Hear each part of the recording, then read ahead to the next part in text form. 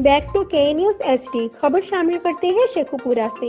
शेखुपुरा में दारुल ईमान की नई इमारत को खवातीन के लिए फाल कर दिया गया है। सूबाई वजीर डिजास्टर मैनेजमेंट मियां खालिद महमूद ने डिप्टी कमिश्नर मोहम्मद असगर जोया के हमरा दारुल ईमान जाकर सहूलियात का जायजा लिया। हमारे ब्यूरो चीफ ताहिर खान की रिपोर्ट के मुताबिक दारुल ईमान में रिहाइश पजीर खवातीन में नए बिस्तर तकसीम किए। दारुल ईमान में 50 खवातीन की रिहाइश के मुकम्मल इंतजाम किए गए हैं। 4 किनाल पर तामीर की जाने वाली इमारत पर करोड़ रुपए से जायद की रकम खर्च की गई है।